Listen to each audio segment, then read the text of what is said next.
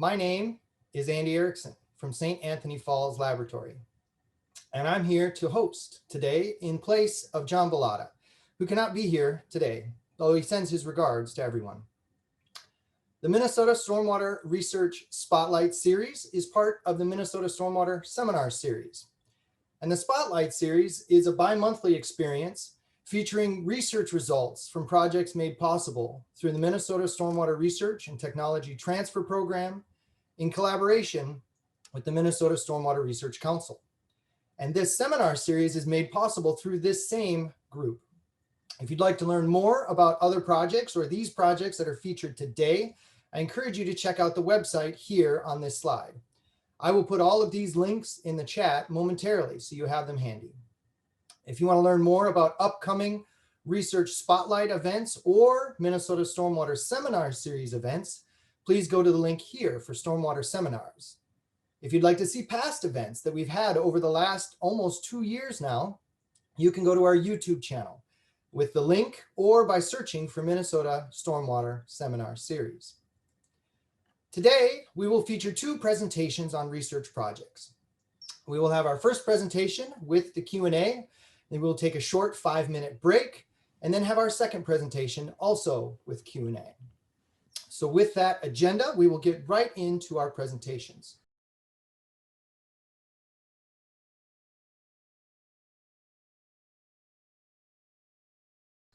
Our first presentation is going to be given by Professors John Gulliver and Jacques Finlay from the University of Minnesota. Professor Gulliver represents the Department of Civil, Environmental, and Geoengineering, and Professor Finlay is part of the Department of Ecology, Evolution, and Behavior. Both John and Jacques are affiliate faculty at St. Anthony Falls Laboratory. So with that, I will turn it over to John to start our presentation. Please go ahead. Thank you, Andy. This presentation is titled Detecting Phosphorus Release from Stormwater Ponds. The idea is to guide management and design. I am John Gulliver. With me will be Jacques Finlay giving this presentation.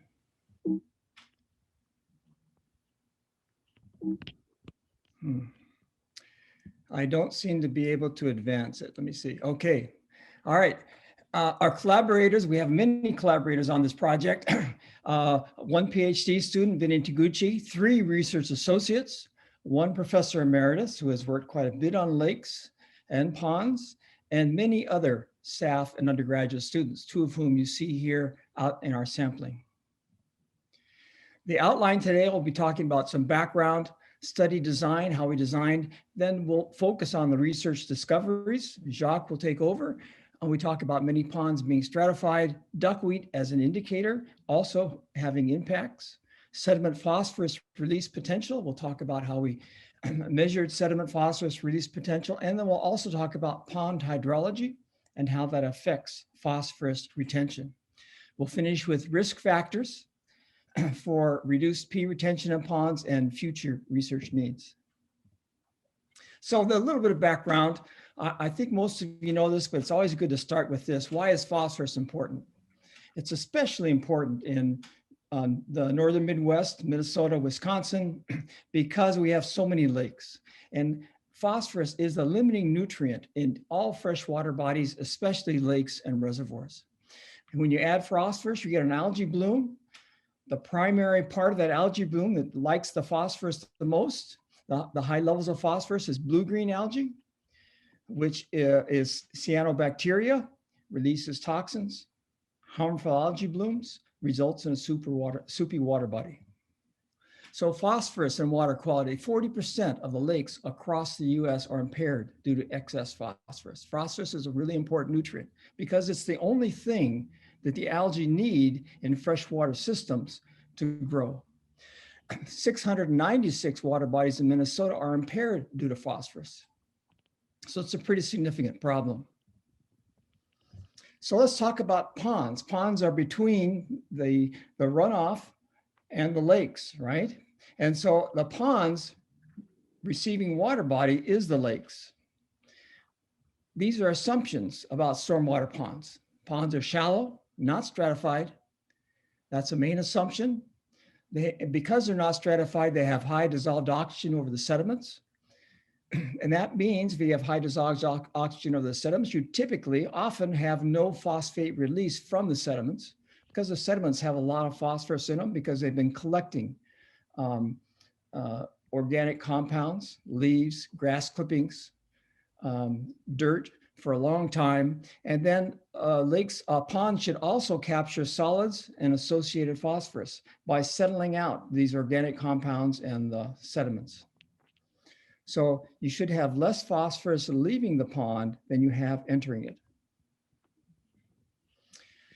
The way we got into this actually is in 2011, 2012, Riley Purgatory Bluff Creek Watershed District, a couple of representatives came to me to talk about the fact that they had been measuring high phosphorus concentration in ponds. They were taking measurements of 98 ponds. And we took the data, we analyzed the data to try and figure out, were these high concentrations or were they not high concentrations? It turns out that 32% of them had a concentration above the 95% confidence level of inflow. That means, that's a fairly high level, and it should most of the time be below that.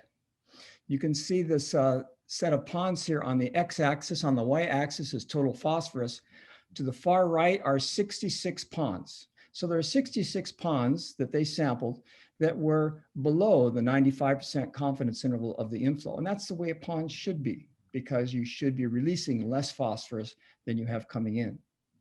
But 32 ponds had high phosphorus levels, up to 6 parts per million. That is an extremely high phosphorus level. So we got into that with the help of the Clean Water Council and the Stormwater Research Council. And we thought, well, the only source of phosphorus to these ponds would be internal release. That is, the sediments are releasing phosphorus into the water body. So if you have stratification, I don't want to talk about all the details in this slide, but if you have stratification, then ponds can be complex, more complex than a lake. You've all seen these types of diagrams for lakes. In a pond, you also have, in addition to, if you have stratification, in addition to that, you have high sheltering, you're in the tree canopy, and you have aquatic vegetation, 2 complications that have not been dealt with in lakes. So I'd like to talk about our study design. We did a comprehensive survey that's between 50 and 60 sites, sampled and profiled 2 to 4 times. We did intensive sampling on 20 of these sites. That'd be sampled and profiled every 2 to 3 weeks during the growing season. And then of those 20, we took some and we had high frequency monitoring. We started with 17, ended up with 13 sites of in situ continuous monitoring. And finally, we did a sediment phosphorus release study on 7 sites where we took 35 laboratory column and we determined the phosphorus release under aerobic and anaerobic conditions. There are also leverage data sets. We had a pond phosphorus budget of 3 ponds in Roseville. We previously also did sediment release studies on 8 sites with 42 column studies. And there's an extensive historical pond total phosphorus data set of 60 plus sites. So we used all these in this current study.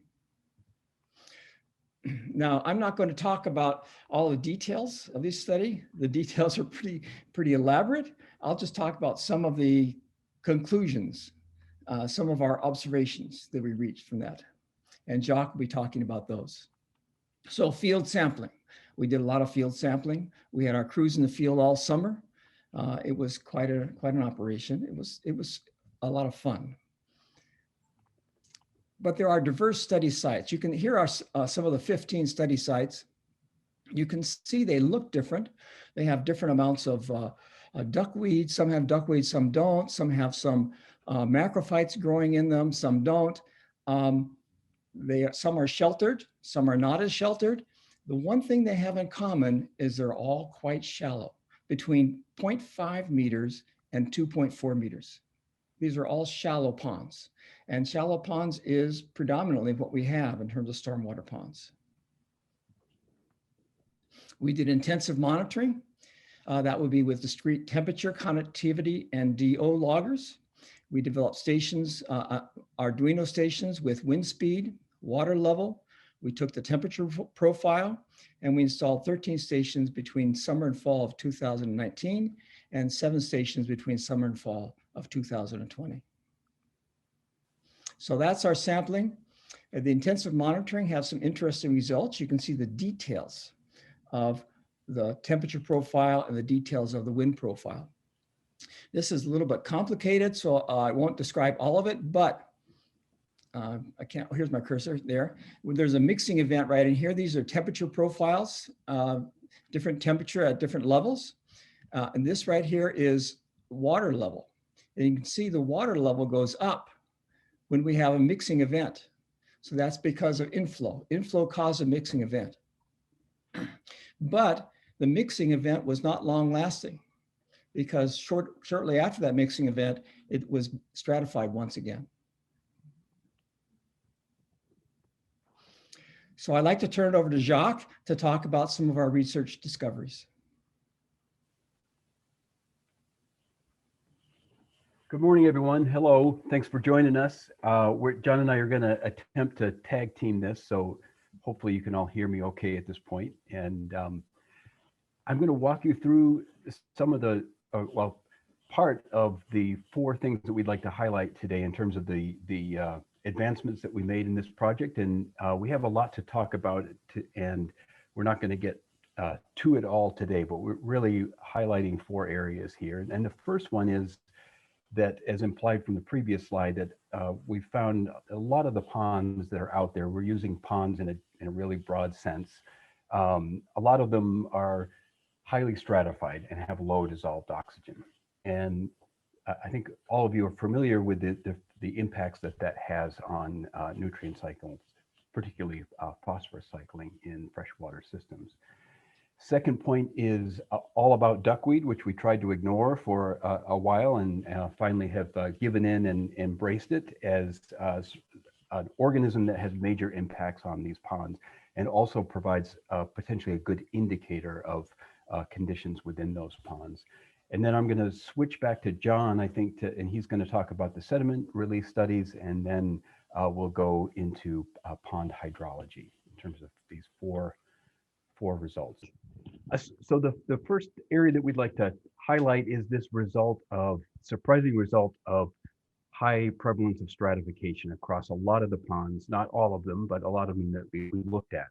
And as John mentioned, the expectation is that these ponds will be mixing often, be essentially polymictic, but instead what we're finding is sort of surface layers that are really isolated and bottom layers that are really isolated from the atmosphere, and surface layers which are mixing sort of much more often on a daily cycle, for example. And these stratified conditions then are something that we've been working to understand, and we've come up with a couple of reasons. One of them related to the sheltering effects of tree canopy cover, blocking wind in some of these very small water bodies, and particularly the tree canopies around them. And then we've also seen effects of road salt chloride stabilizing the water column, especially in the spring and into early summer. And the implications of this are many, but the one that we want to focus on for the presentation today is the fact that this drives anoxic conditions in sediments. And we're going to describe this as sort of in terms of what's called an anoxic factor, which is basically a way to kind of summarize a lot of the water quality data that we get for oxygen throughout the water column. And this anoxic factor, which I'll show you a little bit more detail about in the next slide, is essentially describes the amount of the sediment bottom water that is overlain by anoxic water.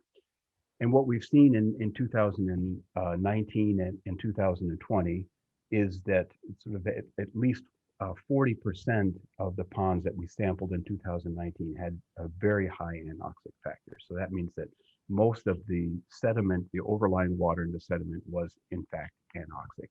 And this persisted from May into to September in more than half of the ponds that we monitored intensively. Next slide. So this anoxic factor then is derived from frequent measurements of dissolved oxygen through these profiles from top to bottom. So we take a kayak out and measure dissolved oxygen at the surface all the way down to the bottom of these, 3 to 6 to 9 feet deep ponds. And then from that data, we can calculate the amount of sediment area that is exposed to oxygen and the relative to the amount that is exposed to anoxic conditions. And so the anoxic factor is simply the average of a series of water column profiles that characterize the dissolved oxygen throughout the water column of the pond. Next slide. And so then this is giving us sort of an indication of how much of the surface of the sediments is in fact exposed to anoxic conditions. So it's a useful way to summarize a lot of information that goes into actually calculating it. And next slide. And so from these profiles, we've seen this result of stratification and low oxygen. And this is an example from one pond showing the high degree of thermal stratification in the upper plot. You can see sort of warmer temperatures in the summer and stratified conditions during much of the summer here. And also in the middle plot, you can see this high level of low oxygen conditions, sort of below 1 milligram per liter, persisting throughout most of the year in the bottom waters of this particular pond as an example. And then you can see the effects of road salt or chloride here influencing specific conductivity, particularly in the spring, and stabilizing the water column, even though the thermal profiles here are sort of pretty close to being well mixed in the spring. We know that the water column isn't in fact mixing because of the effects of road salt. So we have sort of strong effects of thermal stratification in the summer, which is surprising, and road salt, particularly in the spring and late winter as well. And those two things are acting to really prevent the mixing that we would expect, and we would expect to increase oxygen in these systems. And we're not seeing it. We've got one nice mixing result event here in the middle plot in the late fall, but otherwise not much oxygen in the bottom waters of these ponds. And next slide.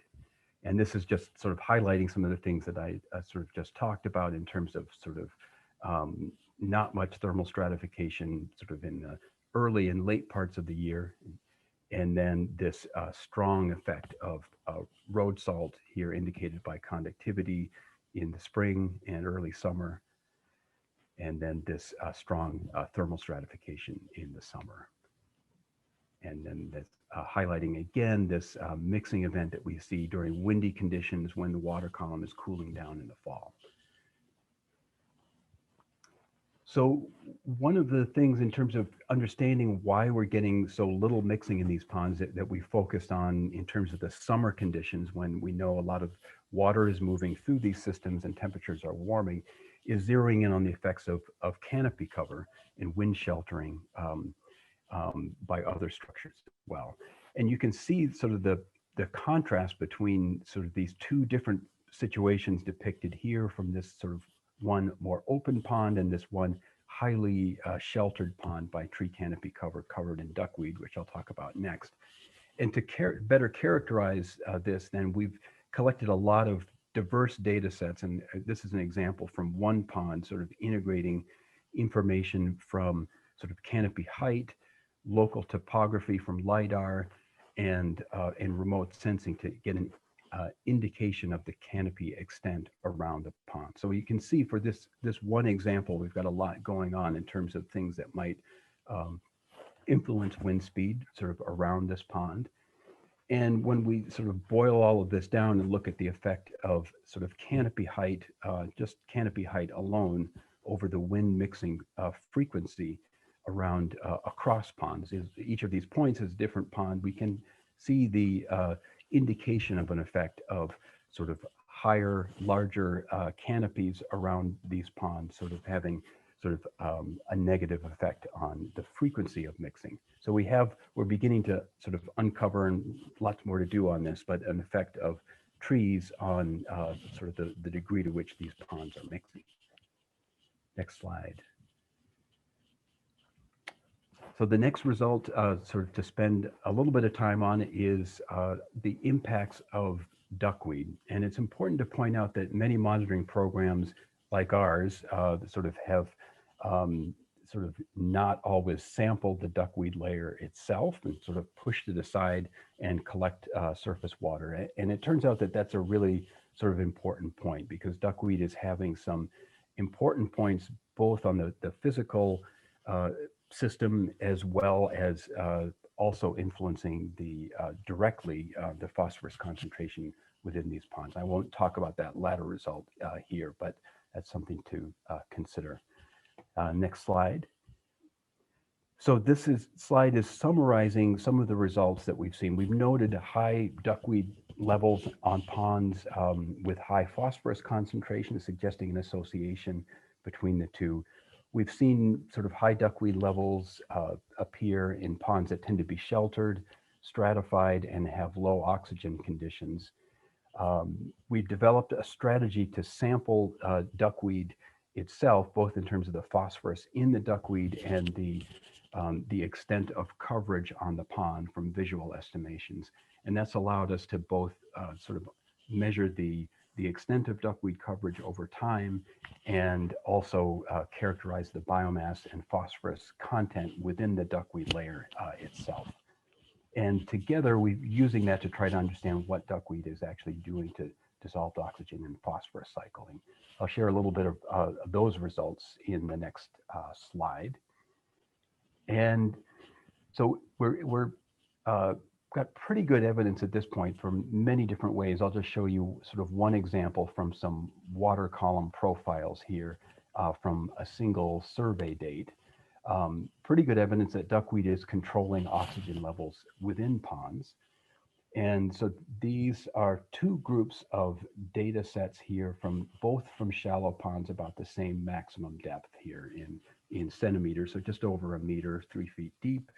And what we can see is a contrast between ponds with extensive duckweed, so near 100%, so 80 to 100% cover, and ponds without duckweed. And you can see a pretty obvious difference here, sort of with ponds with duckweed having very low oxygen right at the surface and then dropping down to nothing.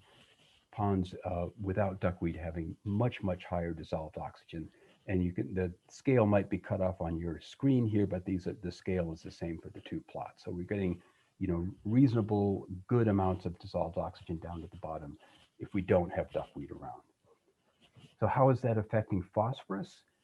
Well, one of the ways that it's affecting phosphorus is mediated through its effect on oxygen. And this plot is showing the influence of the extent of duckweed cover, average extent over the summer period across ponds. And these stacked points here are 10 ponds down here with very low duckweed cover.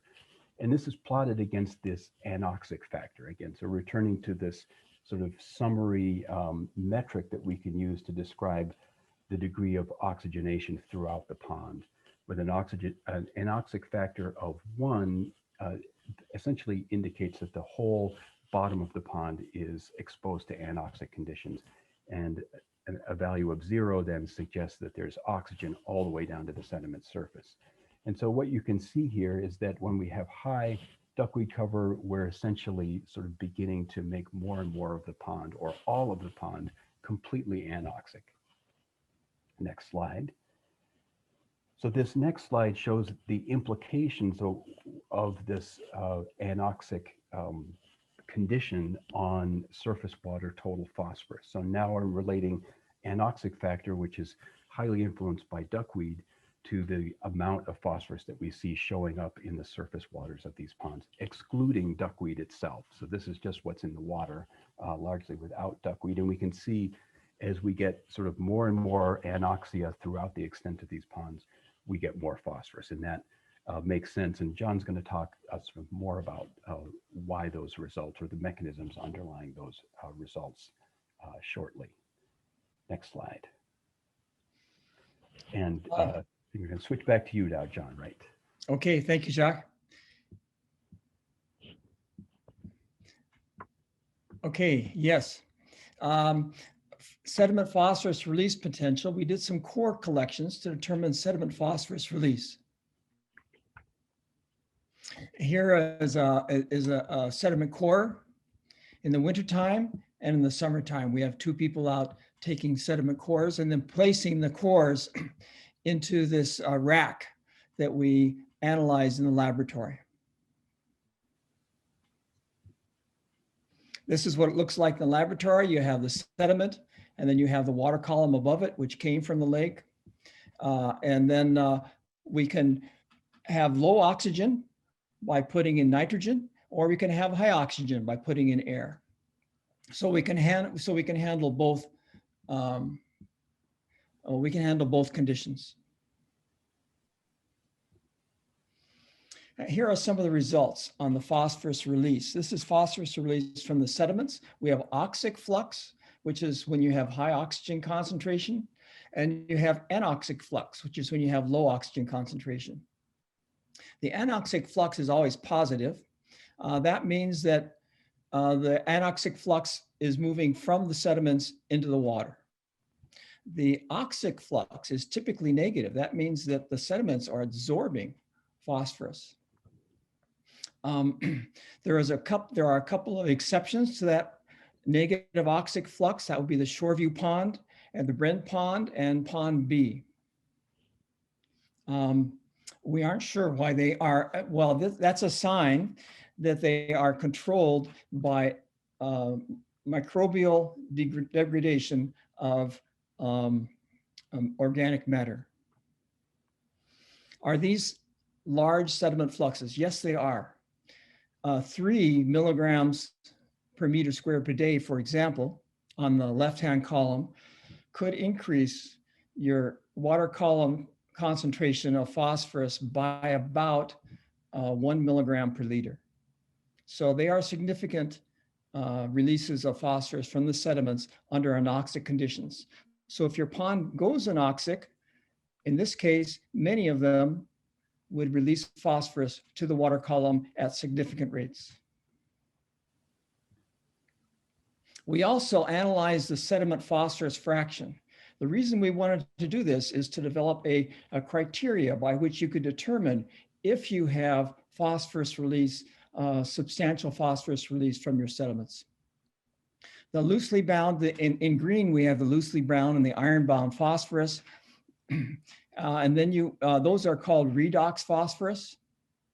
So we take the sediments, we analyze them chemically, we determine what is loosely bound. That would be primarily phosphate that's in the water of the sediments, or what is iron bound, attached to iron compounds. There's also aluminum bound, mineral bound, which is primarily calcium, and then labile and residual organic phosphorus. Labile organic phosphorus is basically grass clippings, leaves, things like that. It can be degraded microbially, and the combination of redox P and labile organic P ends up as with what we are calling mobile phosphorus.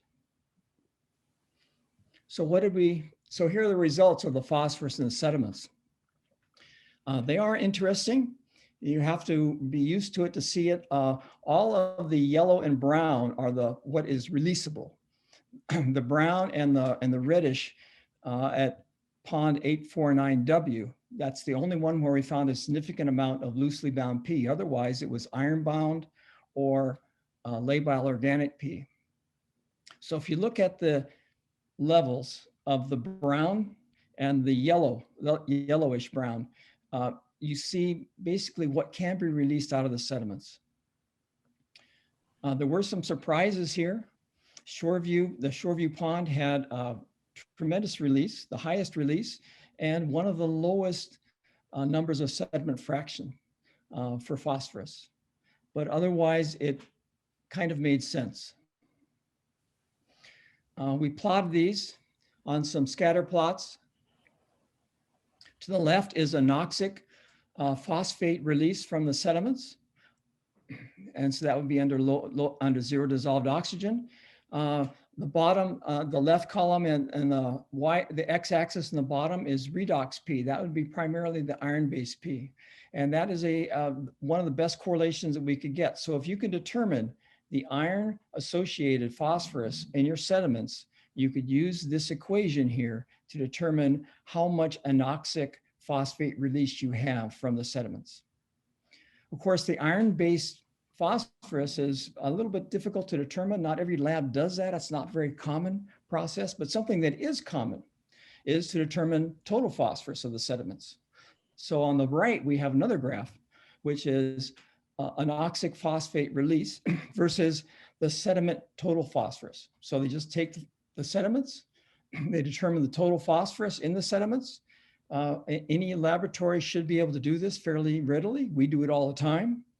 And then we have this plot with an equation running through them. So if you know the sediment total phosphorus, you can determine the tendency to have an anoxic phosphate release. So that means that if you have anoxic conditions, that means zero DO over your sediments, you can predict how much release you will have from the bottom of your pond.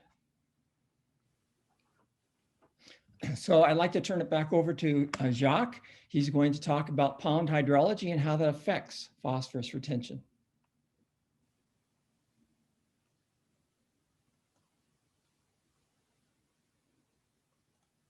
All right. Thanks, John. I'm back, and the last part of what we'd like to talk about today in terms of sort of new results is an effort that's sort of a little bit different from what we've talked about so far. We've sort of talked about things that influence the concentration of phosphorus in ponds, and the last component of our project in terms of data collection involved developing methods to characterize sort of the water balance or the hydrology of ponds in a way that could be sort of more quickly implemented to get a sense of the degree to which water is retained by ponds or released neutrally. So we can think about retention, phosphorus retention in ponds as being influenced by the rate of settling of particles down to the sediments and the degree to which that phosphorus stays there. But that's also affected by the degree of water retention by a pond. And in a previous project, we sort of discovered in the 3 ponds that we monitored closely that there was much more water retention in ponds than we had expected. And that was played an important role on the phosphorus budget and the degree of retention that we observed. So what we did in this last couple of years is to use water level and to try to calibrate it or validate it as a way to understand the water balance of ponds. And so I'll talk a little bit about the methods that we've used here, but visually you can see for these 2 ponds, a series of water levels over time. And each of the spikes here is a rain event that has added new water to the pond. And then the intervening periods between storms, then you can see effects of drawdown, which are much more obvious in the plot on the right hand of the screen than the one in the Shoreview Commons. So if you could go to the next slide. So essentially, we've used water level data, so from pressure sensors or sort of other data loggers that record the water elevation relative to the outflow. We've sort of analyzed sort of a group of ponds, of 7 ponds in 2019 and 2020. And we've seen contrast between the behavior of water retention over the summer months. And our first step in this process is to sort of calculate the rate of water drawdown between storm events. And again, using the same 2 examples from the previous slide, you can see that there, for this pond that isn't retaining very much water, so it's essentially water that comes in is going out, you can see there's a very sort of small drawdown event period in the fall when it was dry in 2020.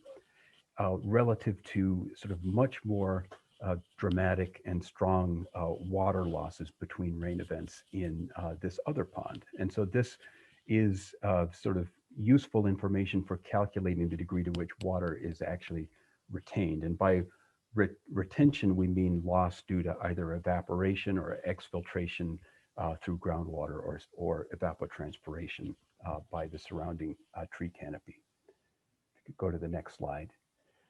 So we can calculate the rate of water loss during individual periods. And then in terms of converting that to overall water retention, we're using this water level data and calculating the volume that is available to be filled up when it rains again.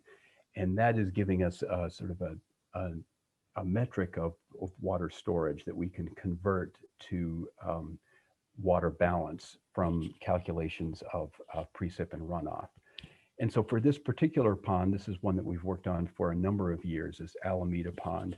You can see in 2020, the line here is indicating the periods when there would be outflow, and then values below that level are dry periods when the pond is actually generating storage volume. And because we have sort of detailed information on hydrology in this pond, we can sort of look at the relationship between the actual measured water losses from the inlet and the outlet relative to our sort of water level estimation.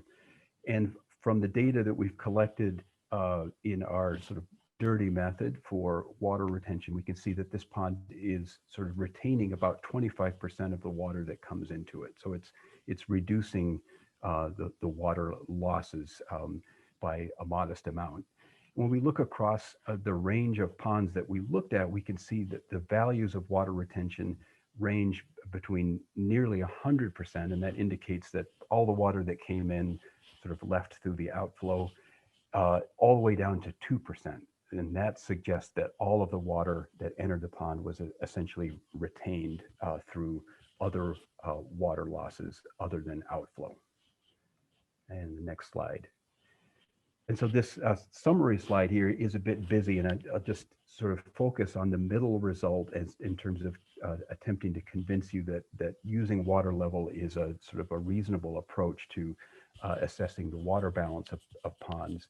We've compared our water retention estimates sort of using sort of direct measurements of stormwater flow into and out of these two ponds compared to our water level estimate using this approach that we developed in this recent project. And you can see pretty good agreement between the estimates of water retention between these two different methods based on sort of different information.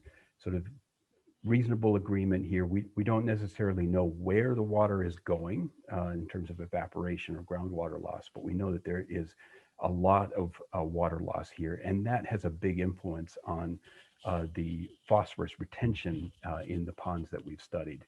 And this sort of last plot here is indicating sort of the sort of amount of sort of water level storage that's available and relating that to the degree of to which phosphorus from individual events is retained.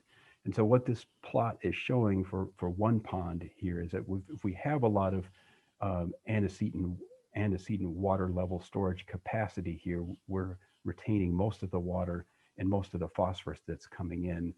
When ponds are full or sort of above the outflow level, then that's when we begin to see more and more phosphorus being exported from this particular pond.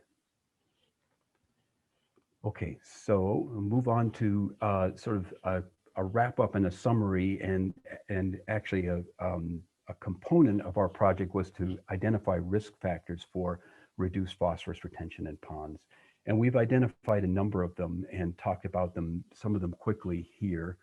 Wind sheltering, so we talked about that early on, is implicated in the lack of mixing, and that I think is something that we can assess pretty readily and pretty easily. Duckweed coverage similarly is sort of a risk factor for low oxygen and higher phosphorus. And again, this is something that we can detect fairly easily in terms of a rapid assessment.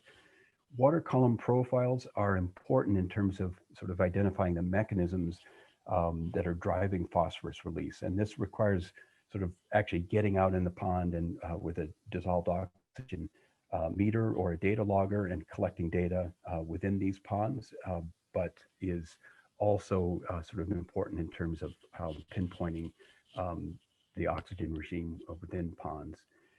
Sediment phosphorus concentration, it gives us pretty good indication of the potential for release here. So there are some better things available, but in terms of ease of analysis and collection, sediment total phosphorus is providing some pretty good information for stormwater ponds.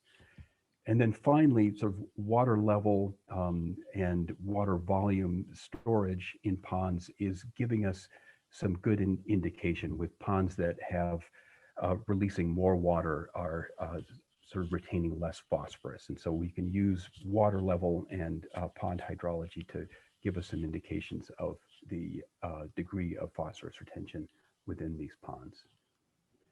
And then the last slide sort of focuses on future research needs. And there are a number of them, and I'm highlighting a few here.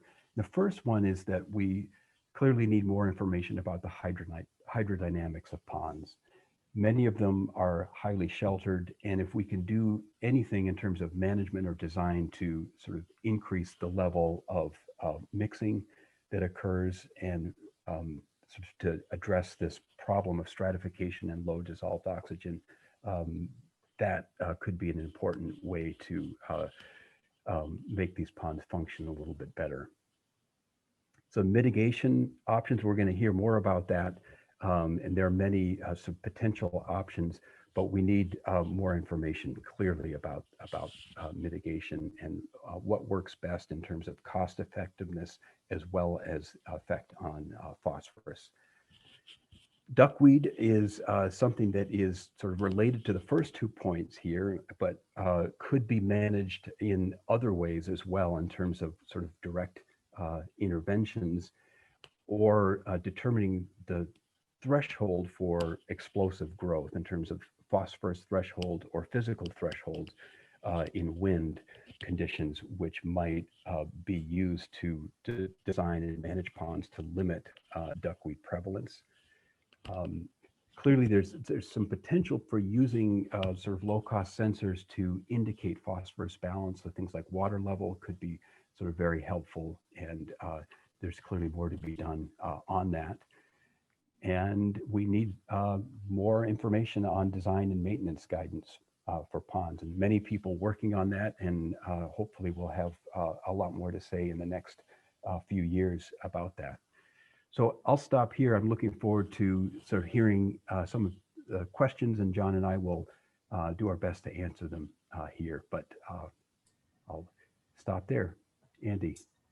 Very good, Jacques. Thank you very much. And thanks, John, for that presentation. I want to say that we have a lot of questions, a lot of really good questions. We're going to try to get through as many as we can.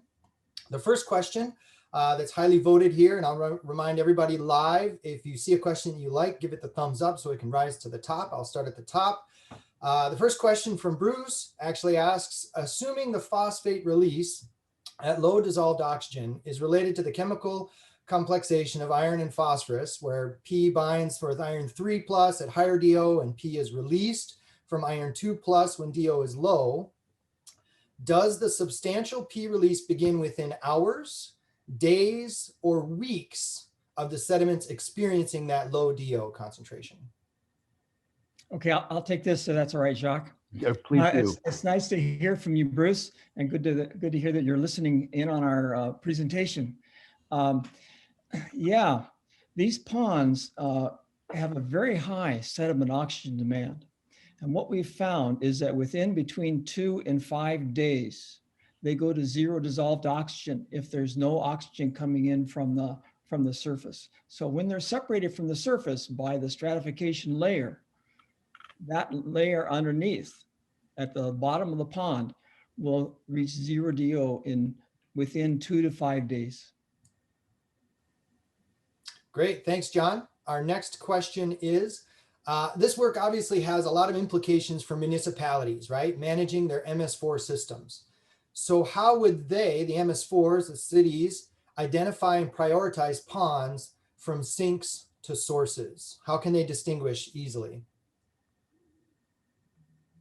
You want to take this, Jacques? I'll give it a shot.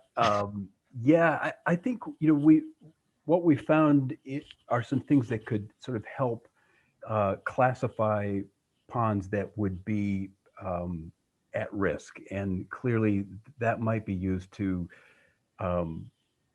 focus measurements on those ponds.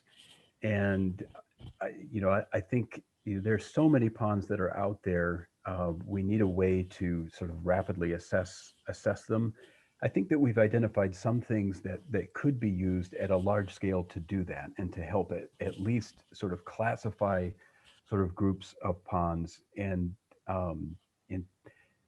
that would help sort of guide further investigation, modeling of the thousands of ponds that are out there.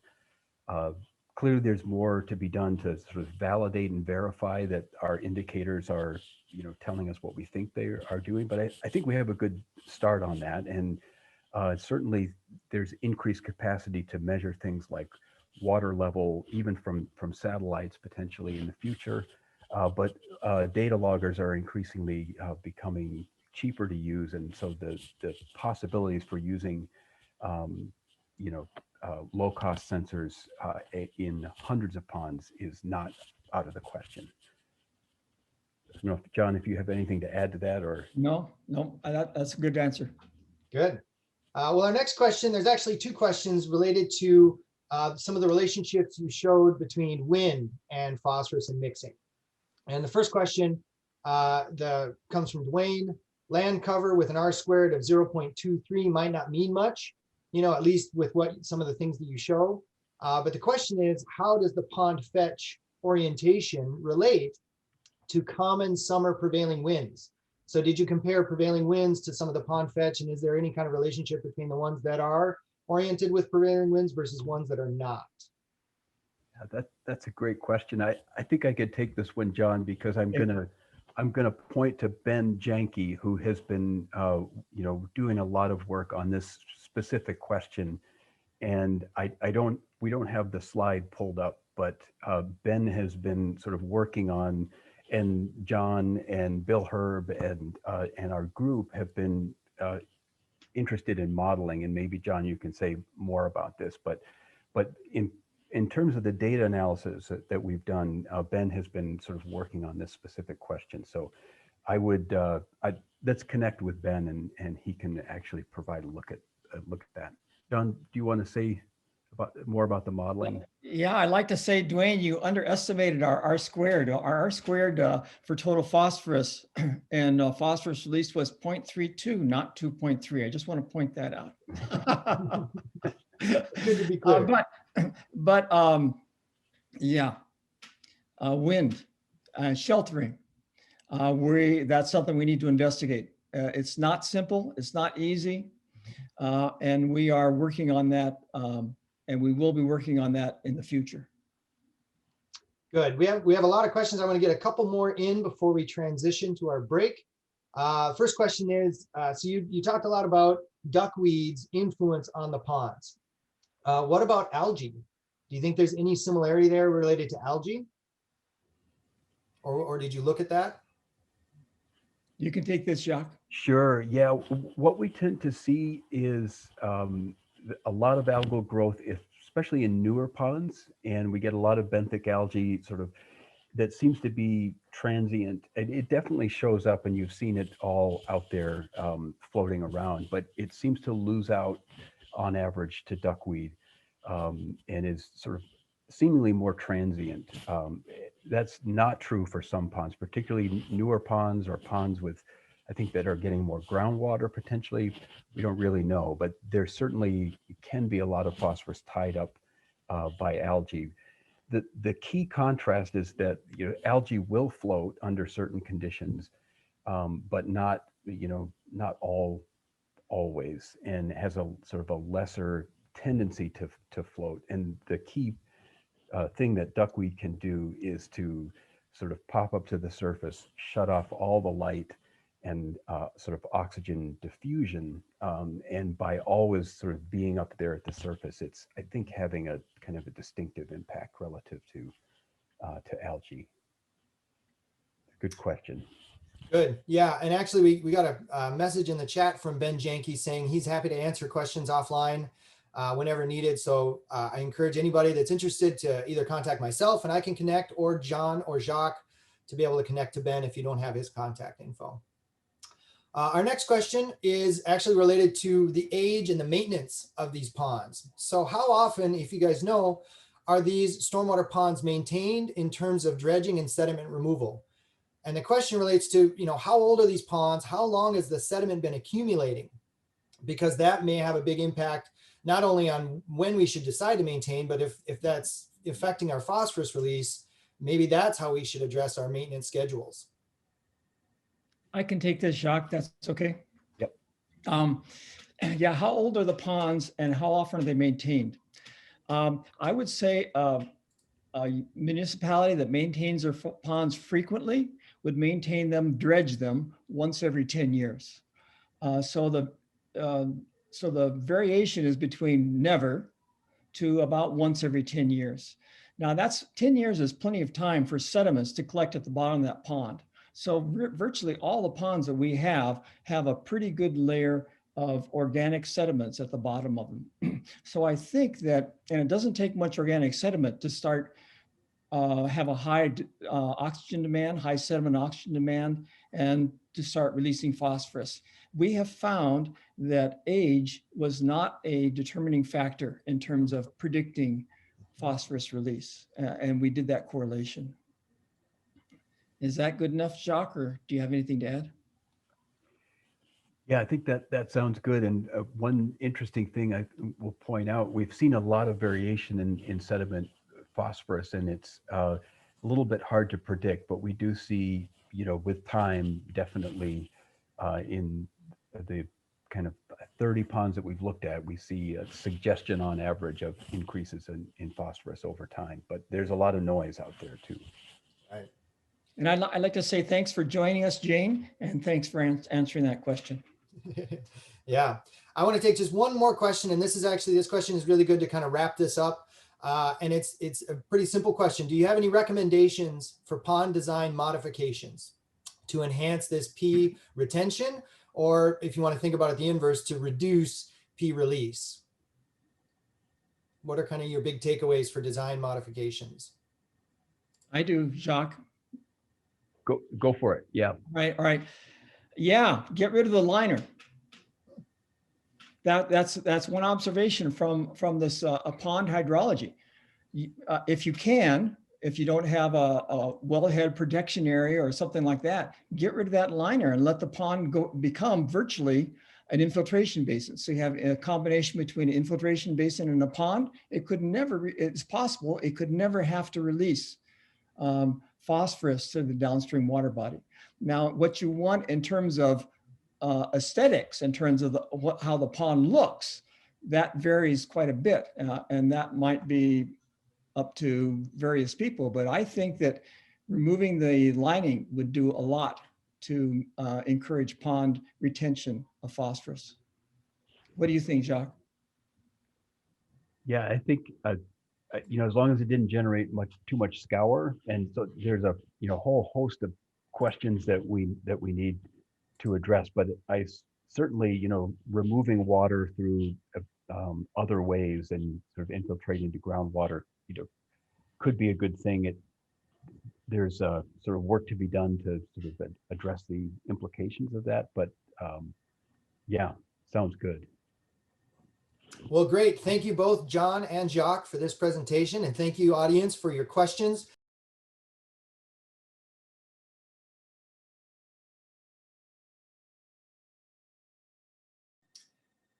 Welcome back to the Minnesota Stormwater Research Spotlight Series.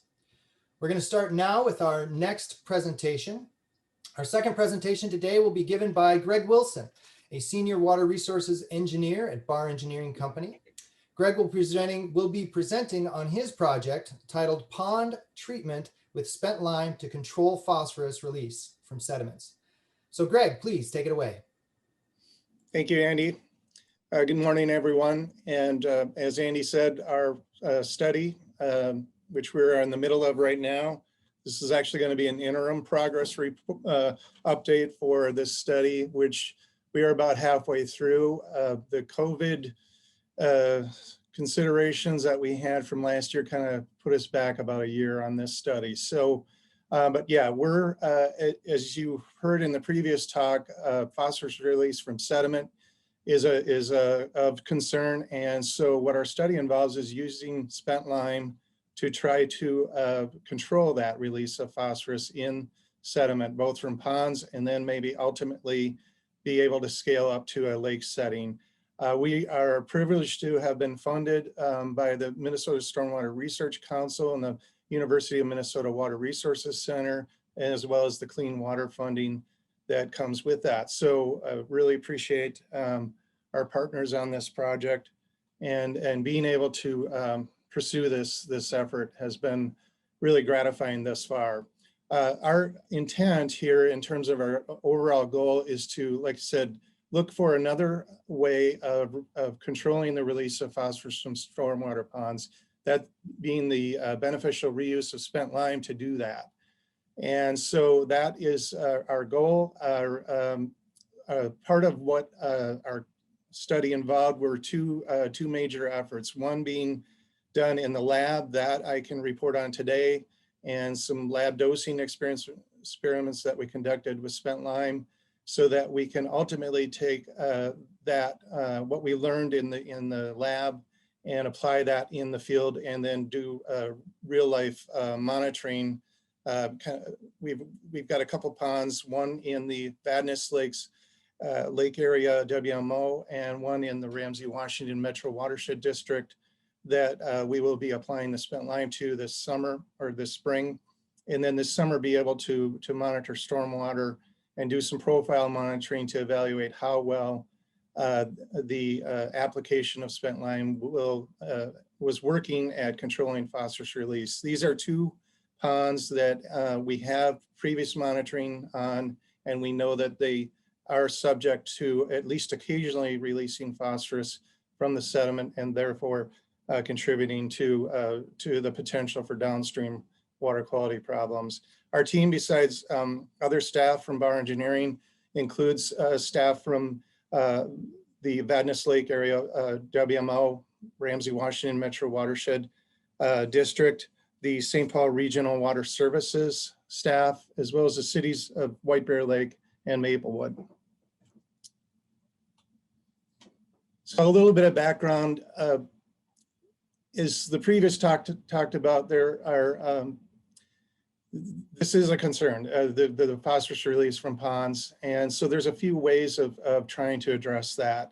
Historically, what has been done in some situations, especially if you have bathymetric surveying that shows that that dredging would be beneficial to increase that storage and get more detention time in a pond, that has been pursued. The drawback to that is if you've already got a pond that's fairly well designed and has enough storage, dredging would be an expensive option to try to control sediment phosphorus release.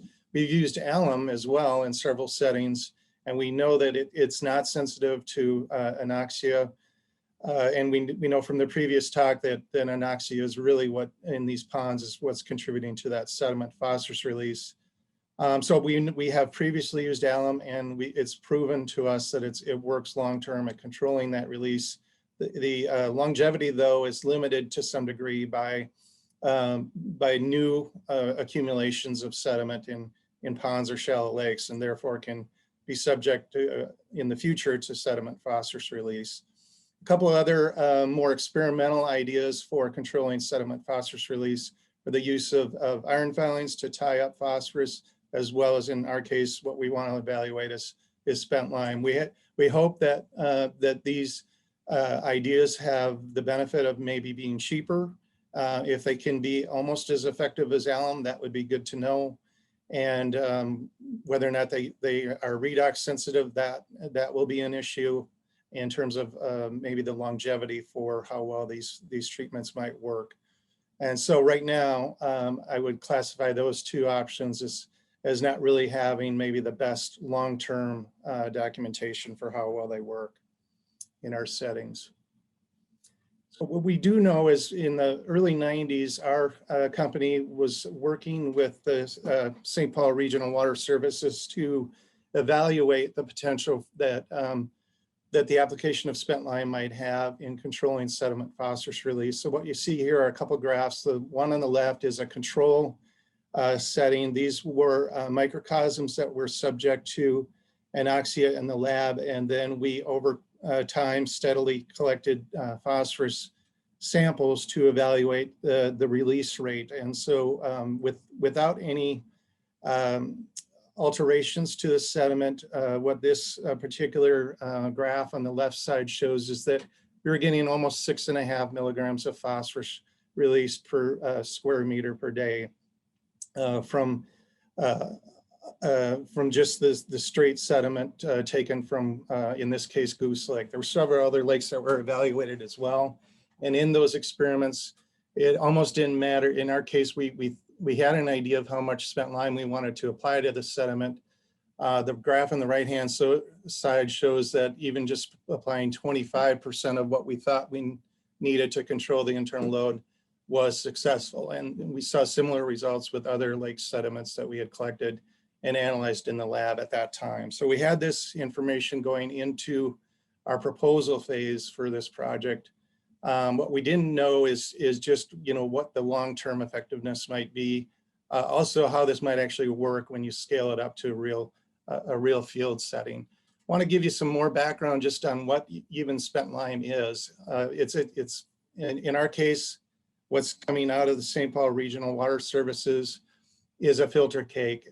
It's getting used to soften water. And so it's any municipality that's doing lime softening, they are going to have spent lime as a byproduct. And it usually is a waste product that gets supplied to agricultural fields. It can represent a soil amendment for agricultural producers. But in the case of the St. Paul Regional Water Services, what they're actually doing is having to pay $350 per truckload to dispose of this at an agricultural setting. They produce enough spent lime each year that the total cost on an annual basis for them is $1 million to dispose of this product. So if we could come up with a beneficial reuse for spent lime, that right there is, from an economic standpoint, is attractive. Because there are so many other water utilities around the state using lime softening, this could also have good implications for other parts of the state. This is successful. We also know, too, from our past experience that the spent lime has been in a stormwater filtration setting, which you can see in the left-hand photo here, where stormwater comes in and is subject to filtration through the filter cake, that we are getting success at removing phosphorus just in that setting, where the inflow concentrations coming in here are varying right around between 100 to 200 micrograms per liter, and the effluent from this filter was measured at or below 30 parts per billion for the most part throughout time. So we know that it's worked in that setting, and it just becomes a question of, can we apply it to a pond and then also get the benefit of it controlling sediment phosphorus release. In our case, I mentioned the St. Paul Regional Water Services as a source of spent lime. The city of White Bear Lake also uses lime softening, and actually their spent lime gets disposed at the St. Paul Regional Water Services. So we've got a couple different sources, and what's unique about each one is they have different water contents. And so we are looking at how this might change two things: the benefit that we might derive from either one of these sources, as well as how what our options are for actually applying it to a pond, depending on the source of spent lime. That will also be important to make note of as we work through this. we will want to keep track of the cost implications of whatever it is that we conclude from this study. So in the prior year, what we were able to do in the first year of this study was to collect 3 sediment cores from each pond, bring them into the lab, subsample them, and then subject them to different dosages of spent lime. We had the 2 sources that I just showed in the previous photo. What's unique about them is that slurry is got about 87% water. The other source is a little bit higher, in the lower 90s. And then after we mixed it with the 2 sources of sediment for the 2 ponds that we had sampled, we're getting sediment and water content, in the kind of the upper 80s, low 90%. What we did then was we mixed them and subject them to, after we mix the spent lime in with the sediment, we let it sit for a week, and then we retested the various phosphorus fractions. And these, for the most part, are phosphorus fractions that align well with what John Gulliver had talked about in the previous talk. So these were different fractions of phosphorus that are attached to different constituents that we think will play a role in how much phosphorus might get released from the combined sediment, the sediment that includes spent lime in the mixture. So this was done in the lab and subject to, like I said, to a week of I guess acclimation to that mixture to see how that might change our sediment characteristics. And so what I'm showing you here are 4 graphs of these different fractions of phosphorus attached to various forms of sediment. And the 4 forms being iron bound phosphorus, aluminum bound phosphorus, calcium bound, and then organic fraction of phosphorus. And each graph, the x-axis shows at different dosages of spent lime that were applied. And then on the y-axis, what the respective phosphorus concentrations result in after the mixture is acclimated for a week. And then the 2 graphs on the left-hand side are for 2 separate cores that were subject to aerobic. Were subject to a week with aerobic conditions. And then the 2 cores on the right, they're from the same sources, from the same cores, were also subject to anoxia or anaerobic conditions. And then the sediment fractions were analyzed at the end of that week. And what you tend to see here is that we are creating calcium-bound phosphorus by having the more spent lime that we apply, the more calcium-bound phosphorus that's formed. And so that's good. We think that's a more stable state in terms of the phosphorus that would be left in the sediment after that. And then some of the other fractions are really either unchanged or go slightly lower, and probably due to some dilution from not having that extra calcium that's coming from the spent lime. So spent lime is large, in large part has the largest amount of what's in that is calcium. And but in some cases, our sources of spent lime have some aluminum in them, as well as iron as well.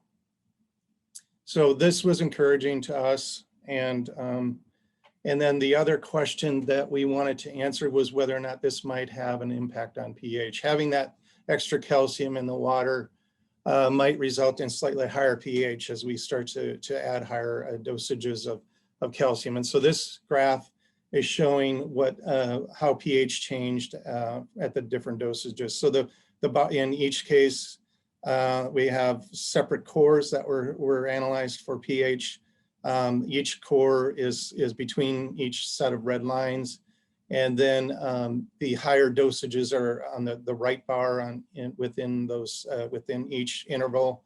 And then the lowest dose or the controlled settings are to the left side of each of these bar charts. And what you see is that really isn't until we applied the highest dose of spent lime that we get pHs that exceed a pH of 9. So that is also notable. I know that when we go to do this in the field, we won't be using those higher dosages, but we do intend to try to apply as much as we can with the idea of getting some results that we can compare to the pre-treatment condition. So with that, what we have thus far with this interim reporting is some preliminary conclusions. We identified that the calcium phosphate fraction was forming well in our mixture of sediment.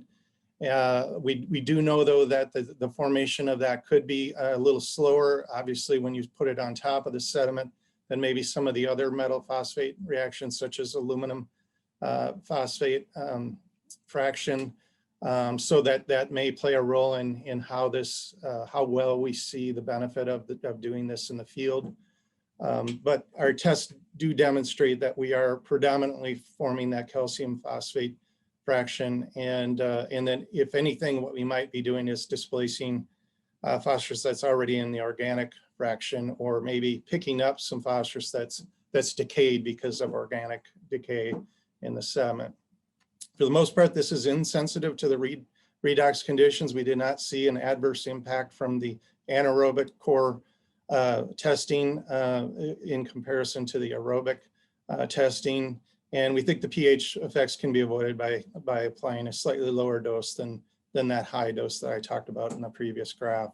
So what we've been doing here more recently is talking to internally about how we will do the application for the two test ponds that we have lined up, and then also trying to optimize the dose. So in a way that we can hopefully see, I guess, ultimately get us the best cost benefit from having enough spent lime out there to get good results, but being able to do it at a lower cost than what we might otherwise have to spend to do like an alum treatment, for example. So the two ponds that we hope to study this summer then are Ash Street Pond in the Lamo District, as well as Wakefield Pond in the Ramsey, Washington Metro Watershed District. Then over the course of this summer, we will just be evaluating to what degree we are reducing sediment phosphorus release from each of these ponds, and then reporting back this fall. So hopefully the study will conclude at the end of this fall, barring any other setbacks. With that, I'll take questions. Very good. Thanks, Greg. We do have a question in the Q&A. I will remind all of our audience here to post your questions and give thumbs up for questions, and we'll get those to Greg. So the first question we have here, Greg, is from Kevin. And the question is, are there any other potential contaminants of concern, metals, chlorides, things like that could accompany the spent lime? Great question. Yeah, we did get that. Actually, in order for us to do this experiment with these two ponds this summer, we did need to get a permit from the Minnesota Pollution Control Agency, and we were asked those questions. So we were fortunate enough that each of our sources of spent lime, the main source of spent lime that we've got from St. Paul Regional Water Services, they are actually testing for those trace metals. And so we had the results of that, and we're able to pass that along to MPCA. And then they did not result in a big enough concern. In fact, if anything, the concentrations are probably lower than what's already present in the sources of sediment that we're applying this to. So that did not result in a material concern from MPCA's perspective, and they did grant us a permit to do this on an experimental basis. Great. So would the spent lime be best applied to a drained pond direct to the sediments, or surface applied over the water? Or I've seen actually some of these pond treatments actually applied to the ice in the winter to give more even distribution, as opposed to trying to do it when the water's open. Do you have any recommendations for that? Right. Yeah. So that has been one of the big things that we've had a lot of time to think about over the last year since the COVID stuff hit us. And no, that is something that we have considered. We believe that we can just apply it to the surface of the pond to the open water of a pond, and try to do it in a similar way to maybe what we would have done in the past with alum. And so, no, I don't think we need to drain it. We could try to do it on the ice. We have not given that serious consideration for now, at least, but I think that is an option potentially, and something that we will also try to summarize at the end of the study. Great. So you mentioned about getting a permit through the MPCA. Were there any other permitting concerns with adding spent lime, or were there any other, I guess, obstacles or hoops that you had to go through to get that permit? Right. So besides the trace metal question that we already talked about, that was one concern. The other concern would be pH. And so I showed the figure before with our pH results in the lab. And I think we can, like I said, we can avoid any issues with pH. And then the other permit, the major question that we got in the permitting cycle was about the trace metal impacts. And so I already hit on that. So no, beyond that, I don't think there were any other concerns with it. That's great. Another question, here's a question from Rebecca. How consistent is your CCE for the spent lime? What is the range? Did you measure that? No, we did not measure that thus to date, at least not in our lab setting. Mm-hmm. Okay. Is there any issue with calcium fraction causing reduction in aluminum or iron bound fractions with your increased dose? Did you measure that or look at that yet? Right, and the graphs kind of show that. I chalk, for the most part, I'm chalking that up to a change in the mixture, because we are adding so much more calcium, and then after you mix it, the concentrations for each incremental increase in dose, you can expect then that what you're going to analyze for aluminum or iron in those fractions will go down as you add that extra lime. So I don't, I guess I don't see an issue with that. Like I said, I think there is some smaller amounts of aluminum and iron in the source of spent lime, and so I think that will also be beneficial to what we can expect here with this option. Sure. So another question just came in from Mindy. Was the lime concentration consistent among the different shipments received? As I assume dosage would have to be altered if the concentrations are not consistent. And that gets back to the media itself. Is it pretty consistent from batch to batch and shipment to shipment? That is a good question. And, you know, that is another thing I looked for. I mentioned before that St. Paul Regional Water Services is testing their, at least that filter cake that we saw. And they are testing that then for all of these different constituents, including calcium, aluminum, iron, the trace metals. And you do see some fairly good consistency and they take several samples every year and report that because it is getting land applied. So that does, you know, if there is some consistency there, they want to make sure there is. And my recollection from having looked at that data is that it is fairly consistent. Okay. A question I actually have, and you may not have an answer on it because I realize it may not be part of the scope for this project, but maybe you've considered it. Thinking back to the recommendations that John and Jacques mentioned about trying to remove the liner and promote infiltration in the ponds, right? As one of the recommendations for improving this phosphorus release issue. Do you see, or do you expect, or do you have any idea or comments on if we add spent lime to these ponds, is that going to create a cake or a layer that then restricts any kind of infiltration rate if the pond could allow infiltration without the spent lime? Yeah, you know, that is a good question. I'm not sure about that. That would be something that we'd almost have to look at separately, I think. I will say that when I showed the earlier graphs from the 90s, my only concern with that data was that it could be that the dose that was getting applied in the lab, what we didn't know was, is it creating a physical barrier, or is this a chemical barrier to phosphate release? And so that I think is what we hope to respond to with this field scale evaluation. We're going to be putting doses into this these applications that are not on the high end of what I showed in my graphs, but certainly not on the low end. So I'm hoping to keep it in a range that is going to provide some benefit, but won't be so high that it'll actually create almost like a physical barrier, or for that matter, a barrier to infiltration. To your point there, Andy, and then also make it hopefully more cost effective for whoever applies it. Right. No, that's good. And, it's just more opportunities for future research, right? Right. Yeah. So, Right.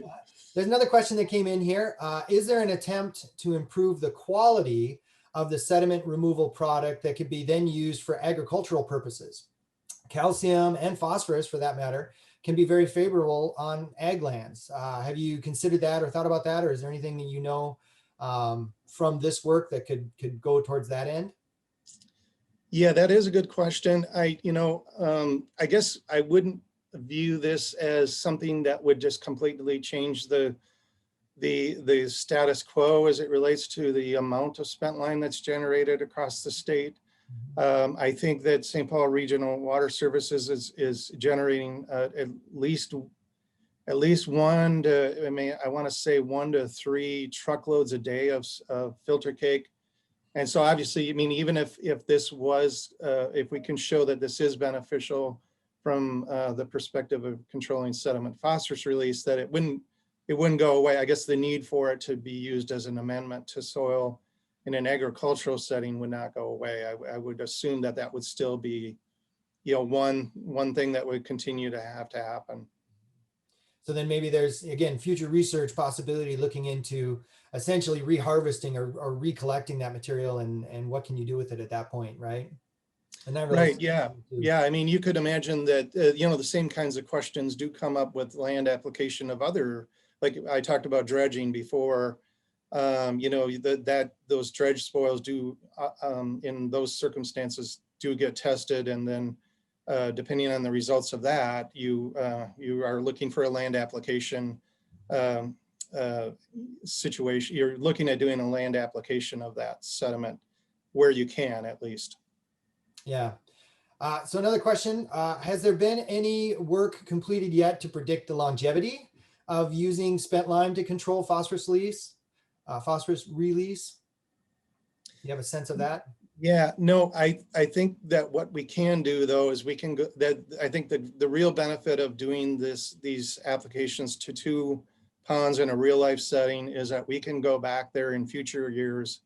And when I say we, I'm not saying me, but that somebody can go back and continue to monitor them in the future and just make sure that there is some longevity to that. I would expect that once you've tied it up in the same way that you get this calcium phosphate,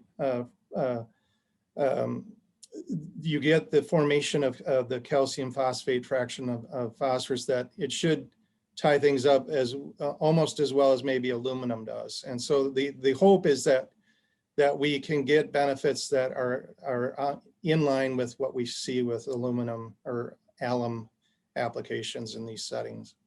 Sure. So there's a comment here that's a comment and / question.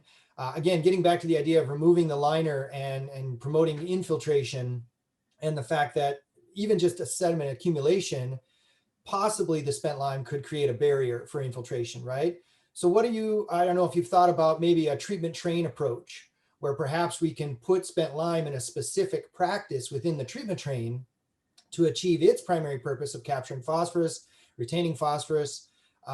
What kind of comments or what ideas do you have towards that? What would that look like?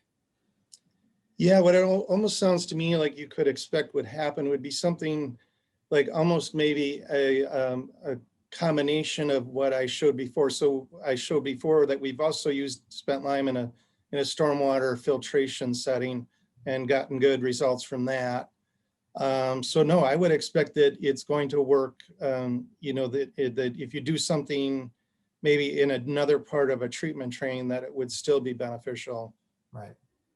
And it's, I recognize one of the main benefits here is we're reusing a product that's a waste product in areas to retrofit, or well, not really retrofit, but make use of the assets we have, right? You're taking existing ponds and trying to improve performance. So in new construction, these concepts of treatment trains or being able to design the system, perhaps you can get an overall bigger benefit, but we still want to make use of the assets we have, right? Right, So, exactly. another question that came in, we're getting real close to the end of our time, so I'll take another question or two. And the question that came in from Brian is, what is the potential for resuspension in large storm events? There's an assumption that sediment moves. So does the spent lime move? Do you have any sense for that yet?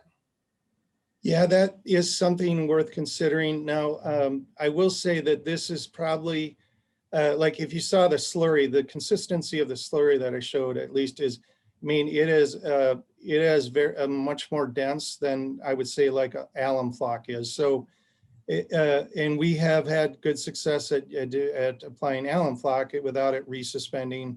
So I actually think this is a lower concern with this idea than it would be with alum flock. Sure. Okay, that's good. And again, maybe that's something that we could look at in the future in the field, or try to measure and quantify if we thought there was a big issue or concern there. Right. This is actually a good question related to biology. So obviously this has applications for ponds, but it could have impacts or application potentially in wetlands as well. Have you looked at, or is there any literature that you've seen that looks at the baseline or the impacts on invertebrates or macrophytes in the ponds or in wetlands or any of these systems? Yeah, that is a good question. Now, the only thing I could really, that I think can address that question is, like I said, the testing that was done before in the permitting process, the testing of the spent lime, what's in it, and how that was interpreted for the permitting process. And so, no, I wouldn't think it would have an adverse impact on, on those, on that aquatic life. The one thing as it relates to macrophytes, I know that actually straight lime has been used in the past to try to control aquatic plant growth, but the chemistry of that is somewhat different than spent lime. So that again might have to be a question for future study. Yeah. Well, in the interest of time, I want to make sure and respect everyone's time. These are scheduled to go to about 11:30.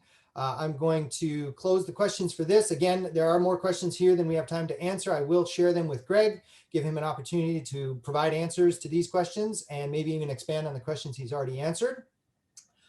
So thank you, Greg, very much for your presentation. I'm going to put up this slide and just say again, thank you both John, Jacques, for your presentation earlier, and Greg, your presentation. These were great presentations on projects that are funded through the Minnesota Stormwater Research Council and the Water Resources Center Technology Transfer Program and Stormwater Research Program. I will plug the Minnesota Stormwater Seminar Series. The next event is March 18th, and we are hosting Nina Bosick to talk about structural soils. That should be a great topic, so I encourage you to register for that when the registration opens. If you want to learn anything more about future events, go to the websites linked here. Again, I will drop them in the chat. You can also go to our YouTube channel to look at past recordings for past events. And again, thank you all so much for joining us today, and I look forward to seeing you in the next event. Thank you.